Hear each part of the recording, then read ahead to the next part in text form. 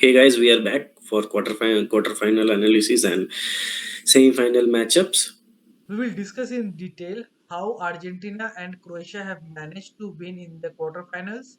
We'll talk about the tactics and the way they have played in the quarterfinal matches and also go ahead with the semi-final draws. In the first match, we have seen Argentina winning against Netherlands, and the first goal was amazing assist by Messi, where he made a through ball to Molina between three defenders and caught the defense of Netherlands by surprise.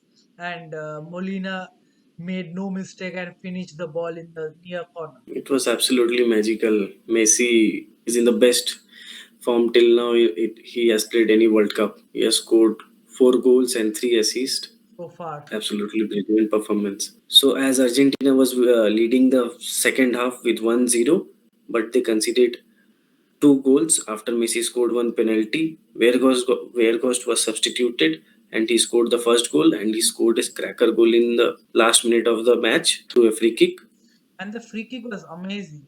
The Argentina defense were preparing the wall. They have lied one player to block the ground shot, but the free kicker, I guess it was Frankie de Jong who passed the ball to Weghorst, who was waiting just behind the wall, took the ball, made a quick turn, and just shoot with a surprise for Emiliano Martinez. The power, there was not too much power within the ball, but it still went past Emiliano Martinez, and this took the match to the extra time. After the Weirghost goal in free kick, the match straightly went to extra time. There were no goals in the extra time, 15 minutes, but it straight went to the penalty shootout where Van Dijk, I don't know why, being a captain, he himself decided that he should go and score. But unfortunately, he missed where he should have sent Frankie de Jong or Gakpo as they were still in the pitch and they were better penalty taker where Van Dijk doesn't even take any penalty. It's a completely bad decision from as a Yes, I captain. agree with you because I have never seen Virgil van Dijk stepping up for Liverpool, his club also. I think in Liverpool he's the seventh or the eighth choice to take a penalty, but whereas Gakpo and Frankie de Jong were still there to who could have gone earlier. I don't know who made this decision to who will take the penalties and who will go in the later. Who is the like the list of the penalty taker. I don't know who decides. Is the captain who decides himself or the coach?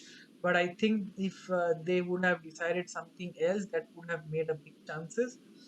Another thing I have seen in the match is the statement of Luis Van Gaal, where he said stretch the match to the extra time because we will win for sure in the penalties.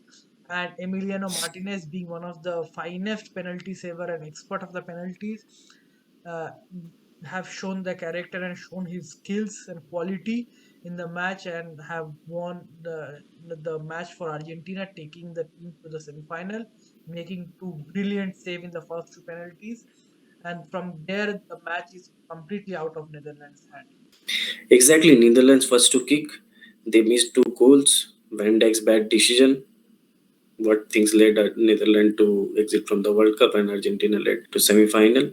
Missing 2 penalties at the starting, I don't think any team can come back from that until unless luck favors them. Yeah. On the other match, we have seen Croatia against Brazil, where Neymar has scored the first goal for Croatia after a goalless draw till the 90th minute. Neymar have scored the goal in the 105th minute. Yes. Neymar finally break the deadlock where Neymar draws the all-time level scorer for the legend Pele for the Brazilian side, and that was a brilliant move and finish. He played a 1-2 with the Pacueta and he scored a absolutely brilliant goal in the 106th minute. And then after the goal of Neymar, I guess the Brazilians had started celebrating too early, and everyone was like, Brazil will go to semi-final and semi-final.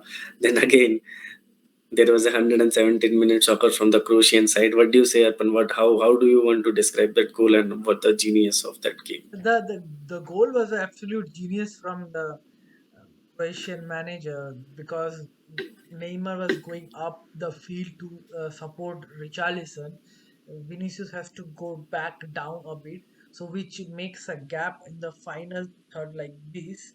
Like this, if Neymar is here and Vinicius is here, so this winger is a bit free. So the goalkeeper can pass directly to the winger, and when he goes move direct Yes, forward, and there is also the winger of in the forward line, so which makes for Danilo two versus one, and he can the fullback can directly pass to the winger, and who did make the cross in the middle, and with a deflection it ended in the back of the net, and it was completely a surprise for the whole world, not only the Brazilian team, not only Allison, for the entire world. It was a great shock. yes. In the penalties, we have always seen Croatia being a specialist side for the penalties, and they have proved it yet again. They have not missed a single penalty in the penalty shootout against Brazil, which is also surprising. Whereas for Brazil, Rodrigo came in to score the first penalty, but I think it would have been better if Neymar would have come. What's your opinion, Rona? Exactly. Neymar should have come, or Rodrigo being so young, he still could not hold that much of nerve as he doesn't take so much of penalty from the Real Madrid side as well. So I think someone else like Casemiro should go first. Obviously, whoever takes the penalty first, like Croatia was first to kick in the penalties, and being Croatia being the penalty specialist. So like Croatia did with Japan, they did with Brazil as well. In the semi-final, we will see Croatia against Argentina. Both are very organized teams so far, but I would like to see the teams how they defend, because Croatia and Argentina have been playing with their fullbacks throughout the tournament. So on one side, Argentina fullbacks are always up front. We have seen Molina also scoring one goal in the last match coming up front. We have seen Acuna always going forward. On the other hand, we have seen the fullback of Croatia coming forward, playing with one, two, or some touches in the midfield with the winger and the center forward, whereas the midfield of Brozovic, Modric, and Kovacic going deep backward to draw some players on the back and playing the long ball to the fullbacks or the winger. So do you think some tactical changes in the Argentinian lineup against this? If we see Croatia going with the same type of tactics or same type of uh, way of playing in the semi-final, do you see some tactical changes in the team of Argentina, or do you think they will go the same? They should do some tactical changes, like they should not be relying on Messi that much in that game, because obviously breaking that deadlock will be little tougher Hmm. for them as well. But I guess they should do some changes and bring Di Maria from the starting, Hmm. and they should start with Di Maria and they should bring Dybala in the second half. And but Dybala, I have seen the way he plays is similar kind of player as Messi. Yes, not the exact match to match. Messi is a legend, but he plays in a similar role of Messi, but that I think is a big factor why Dybala is not coming in. Maybe it would be a good option when Messi and Dybala coming back to the field, and they allow Di Maria and Julian Alvarez to go forward through the wings and make some difference. Exactly. So, what are your predictions for the match, Ronak?